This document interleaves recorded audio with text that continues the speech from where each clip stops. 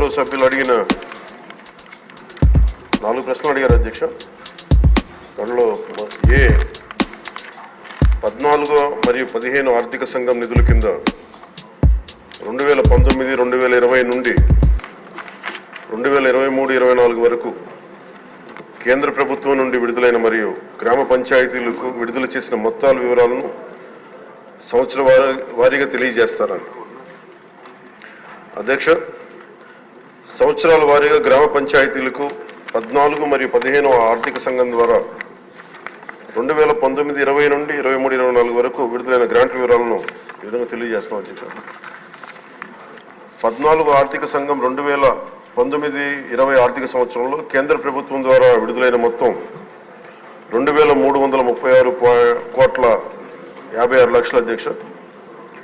ఆంధ్రప్రదేశ్ ప్రభుత్వం ద్వారా గ్రామ పంచాయతీలకు విడుదలైన మొత్తం 2,336,56 అధ్యక్ష. మొత్తం 14 ఆర్థిక సంఘం 5వ సంవత్సరానికి 2019-20కి 2,336,56 అధ్యక్ష. అదే ఆంధ్రప్రదేశ్ ప్రభుత్వం ద్వారా కూడా గ్రామ పంచాయతీలు విడుదలైన మొత్తం 2,336,56 అధ్యక్ష. 15వ ఆర్థిక సంఘంకి సంబంధించి 2020-21 ఆర్థిక సంవత్సరానికి కేంద్ర ప్రభుత్వం ద్వారా విడుదలైన మొత్తం 1,837,50,00,000 అధ్యక్ష. ఆంధ్రప్రదేశ్ ప్రభుత్వం ద్వారా గ్రామ పంచాయతీలు విడుదలైన మొత్తం 1,837,50,00,000 అధ్యక్ష. 2021-22కి 1,338,52,00,000 అధ్యక్ష. ఆంధ్రప్రదేశ్ ప్రభుత్వం ద్వారా గ్రామ పంచాయతీలు విడుదలైన మొత్తం 1,338,52,00,000 అధ్యక్ష. 22-23 ఆర్థిక సంవత్సరానికి 1,378,65,00,000 అధ్యక్ష కేంద్ర ప్రభుత్వం నుంచి వచ్చింది. ఆంధ్రప్రదేశ్ ప్రభుత్వం ద్వారా గ్రామ పంచాయతీలు విడుదలైన మొత్తం 1,378,65,00,000 అధ్యక్ష. 23-24 ఆర్థిక సంవత్సరానికి సంబంధించి కేంద్ర ప్రభుత్వం ద్వారా విడుదలైన మొత్తం 1,392,69,00,000 అధ్యక్ష. ఆంధ్రప్రదేశ్ ప్రభుత్వం ద్వారా గ్రామ పంచాయతీలు విడుదలైన మొత్తం 696,41,00,000 అధ్యక్ష. మొత్తం 15 ఆర్థిక సంవత్సరానికి సంబంధించి మొత్తం 15 ఆర్థిక సంఘం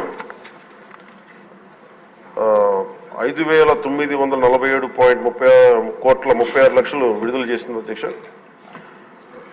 ఆంధ్రప్రదేశ్ ప్రభుత్వం ద్వారా గ్రామ పంచాయతీలకి విడుదలైన మొత్తం 5,251,8,00,000 అధ్యక్ష. ఈ 14 మరియు 15 ఆర్థిక సంఘం వెరసి మొత్తం 8,283,92,00,000 విడుదల చేశారు అధ్యక్ష.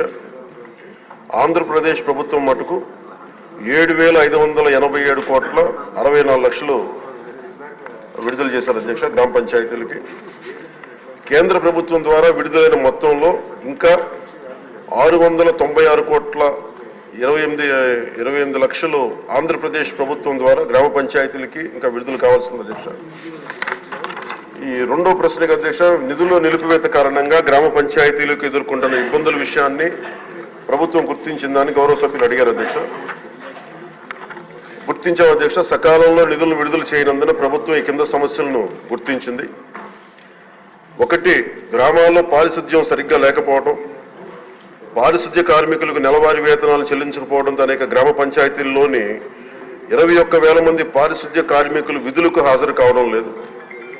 తమ పనిని కొనసాగిస్తున్న దాదాపు 23,000 మంది పారిశుద్ధ్య కార్మికులకు చెల్లించాల్సిన బకాయిలు 103 కోట్లు ఉన్నాయి అధ్యక్ష, ఇంకా పెండింగ్ లో ఉన్నాయి.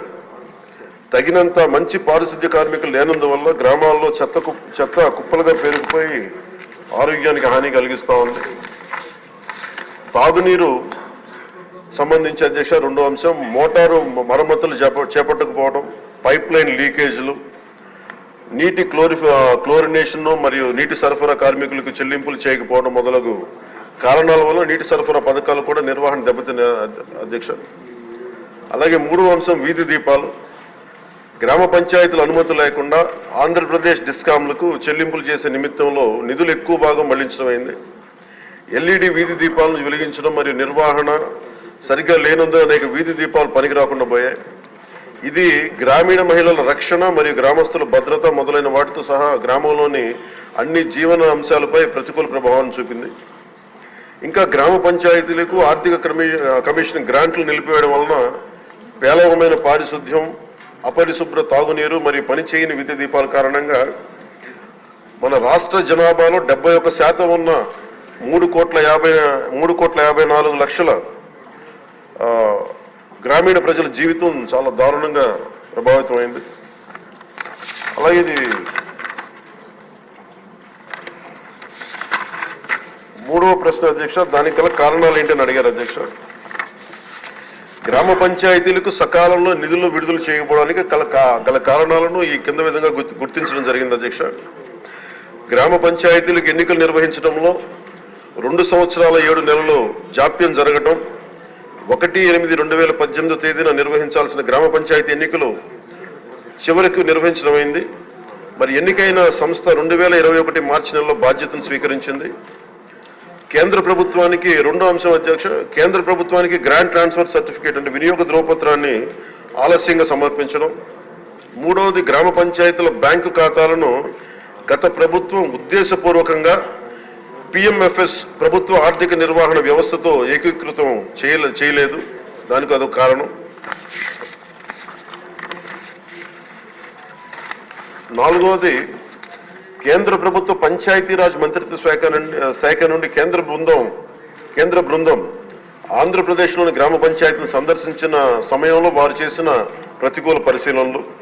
ఈ పై కారణాల వల్ల గ్రామ పంచాయతీలకు సకాలంలో ఆర్థిక సంఘం గ్రాంట్లు పొందలేదు అధ్యక్ష. ఫలితంగా గ్రామ పంచాయతీల ఆర్థిక పటిష్టతకు తీవ్ర నష్టం వాటిల్లింది.